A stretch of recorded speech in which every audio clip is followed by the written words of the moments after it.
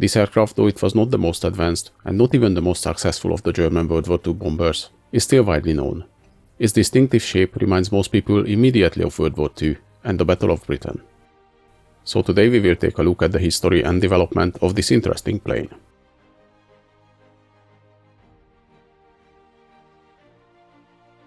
The roots of the Heinkel HE 111 reach back to the early 1930s, when Heinkel developed a fast passenger and mail carrier plane, the HE-70 Blitz, or Lightning. This was a single-engine aircraft, but already carried many of the features that later appeared on the 111 design, like the elliptical wings and streamlined fuselage. The Heinkel HE-70 was operated by the Luftwaffe as a light bomber and reconnaissance aircraft, and the design sparked interest for many in the Air Force. In 1933, Albert Kessering, the head of the Luftwaffe administration, visited Heinkel and convinced him to move his company to Rostock and start working on a new medium bomber. As many other vehicles at that time in Germany, this bomber was developed under the disguise of being a civilian aircraft, as Germany under the Versailles Treaty was not allowed to build an air force. Because of this, the aircraft was advertised as a fast airliner, and in fact the first variants actually went to civilian use, carrying passengers, while the Luftwaffe held trials on the military variants. The new 111 was designed by Siegfried and Walter Günther under the disguise of a fast airliner, and kept many features from the earlier HE-70. The round fuselage, elliptical wings, and rounded control surfaces. But this new aircraft was a twin-engine design. Though the HE-111 is most well known for its stepless cockpit design, that was only introduced at the late 111P variants. The models before that featured a much more conventional cockpit arrangement. The first prototype made its maiden flight in February 1935 and proved to be a stable and easy-to-fly aircraft, though the maximum speed was lacking thanks to the underpowered BMW engines only producing 650 horsepower. The Luftwaffe held comparison trials later that year against the Junkers Ju-86 bomber. The performance of the two was fairly similar, even with the HE-111 using the BMW engines. When later the V5 prototype arrived, using the stronger Daimler engines, it clearly had an advantage over the Junkers design. Still in the same year, in 1935, the V2 and V4 prototypes were produced for civilian market. They entered service with the Lufthansa in 1936, and they were announced by the media as the fastest passenger aircraft, as they could reach 400 km an hour.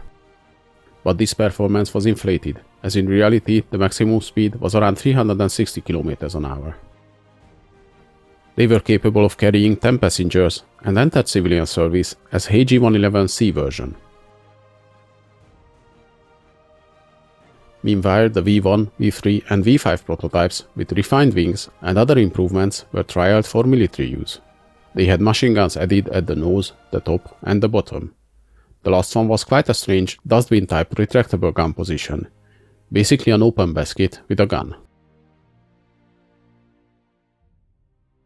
The 111A0 variants were based on the V3 prototype and used the BMW engines, and they were deemed unsatisfactory, as they were too underpowered, and the handling got worse because the nose was extended to accommodate the front machine gun, so they were rejected by the Luftwaffe. 6 of these aircraft were later purchased by the Chinese government, and they saw action in the Second Sino-Japanese War in 1937. To fix the power issue, the V5 prototypes were using Daimler DB600 engines, which produced 1000 horsepower. These were the base for the HE-111B series. The B0 pre-production aircrafts could carry 1500 kg bomb load and had the maximum speed increased to 344 km an hour. The first B version flew autumn 1936, and after the improvements on the B1 variant, the RLM ordered 300 of them, and deliveries on the B model started in 1937. The D series was planned to use the 1047 horsepower DB600GA engines, but those were mostly allocated to BF109 production, so it was tested with UMO 210G engines, but was found to be underpowered. So this series was skipped for the E variant, which was built with the new stronger UMO 211 engines.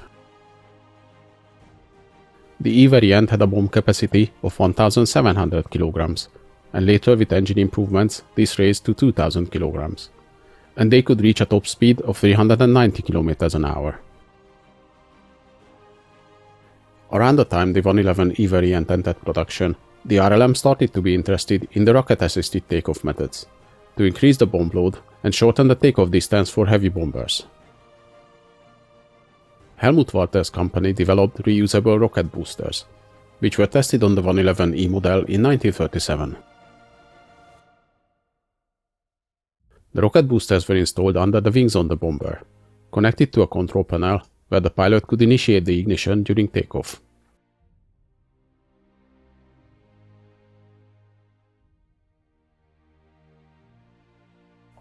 Once the plane was in the air and the fuel in the boosters ran out, they were jettisoned and landed with their own parachute, ready to be refilled and used again.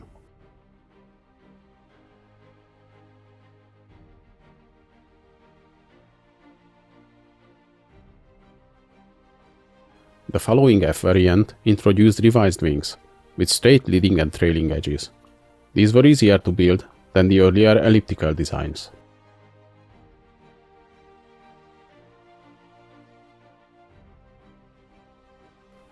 The P model, introduced in 1938, was the first to feature the stepless cockpit design, and it also featured again stronger Daimler engines and increased defensive armament.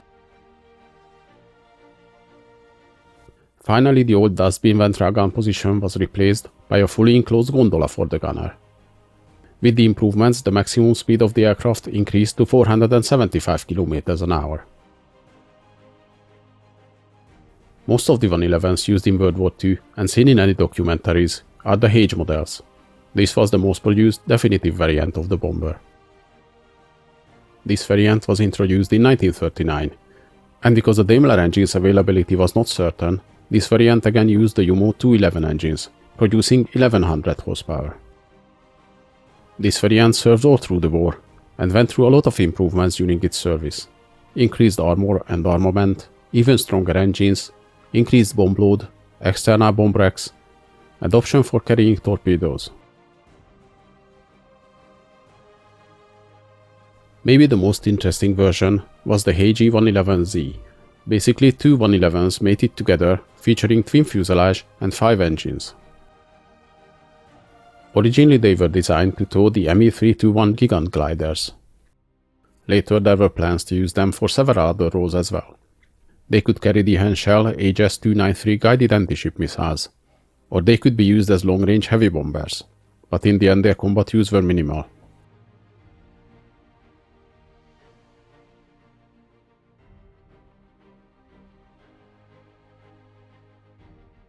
The HE 111 was 16.4 meters long, with a wingspan of 22.6 meters. It was powered by two UMO 211 engines, producing 1300 horsepower each. It could reach a maximum speed of 440 km an hour, and had a range of 2300 km. The plane's service ceiling was 6500 meters.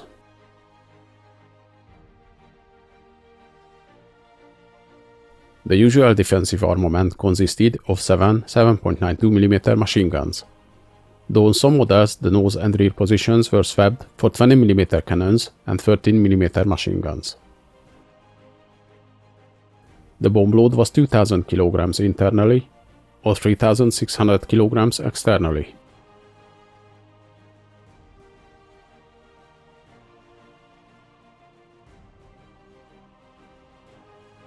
The first combat use of the HE 111 happened years before World War II, in 1937.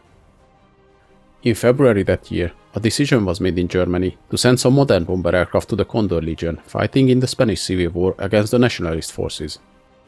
This was seen as a good opportunity for a field test, to evaluate the planes in combat conditions.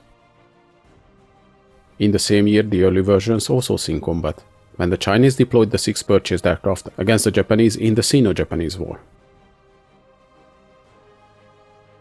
The 111 turned out to be a very good aircraft, and the use in the Spanish Civil War allowed the Germans to gather valuable information in its use. But since the enemy fighters in this conflict were mostly outdated Soviet I-15 and I-16 fighters, which the 111 could either outrun, or if not, its defensive armament was strong enough to fight them off, the results created a false confidence in the bomber and delayed upgrades on it. Only after the experiences in the Polish campaign was the defensive armament increased on the aircraft.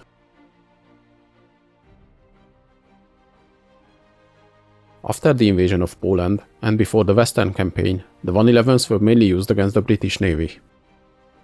This led to a strange incident in February 1940, when the lack of communication between the German Navy and Air Force resulted in the sinking of 2 German destroyers by a group of 111s. During the Western campaign, the Heinkel 111s again participated in most operations. They could operate mostly free because of the strong fighter presence of the Luftwaffe. They supported ground troops, attacked the rail networks and supply lines. They again performed well, but their light defensive armament started to show its weakness, and their losses were higher than in former campaigns. During the Battle of Britain, the bombers encountered a strong and coordinated air defense the first time, and their weaknesses quickly came to light. The 111's defensive armament proved to be too weak, and the signature glass nose dome on them was the first target for every British fighter aircraft. On the other hand, the battle showed that the 111 was more sturdy than the other German bombers, and could take more damage and still keep flying. The German bomber formations required fighter cover for their attacks to keep the losses down, but the German fighters were not designed for long-range escort, and when flying with the bombers, they only had 10-15 minutes worth of fuel available for dogfights before they had to head back home.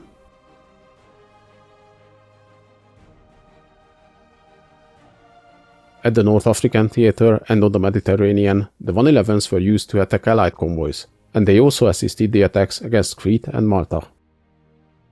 The HE 111 was quite successful as a torpedo bomber as well. It was modified for this role in 1941 and was able to carry 2 torpedoes externally.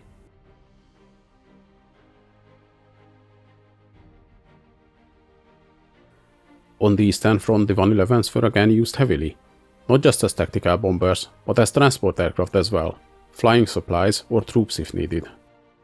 Often they were used in low-level attack missions against Soviet forces or trains, but in these missions many of them were lost due to heavy anti-aircraft fire.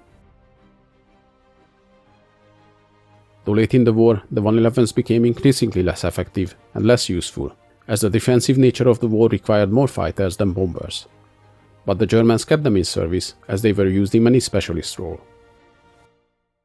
More than 2,000 V-1 flying bombs were launched from these bombers, which carried them over to France and launched towards Britain. These operations were not very successful though, as the bombers had to fly very low to avoid being detected by radar or Allied fighters.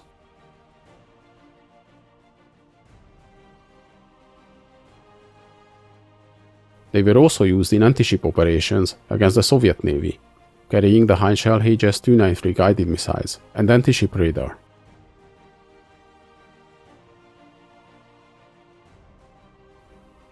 The HE 293 was a very advanced missile. After it was launched, it was controlled from the bomber and guided to the target remotely. Since the missile was launched from 2 to 5 km range, they were equipped with flares, so the crew of the bomber can track the missile on its way to the target.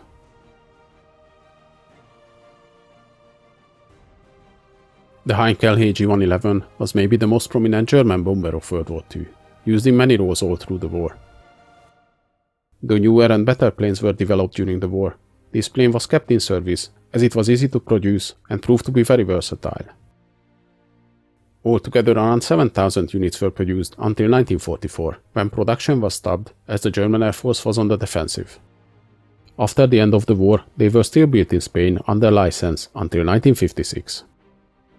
These planes were in service up until the 1960s, some of them until the 1970s, and many of them were used in war movies produced in that time.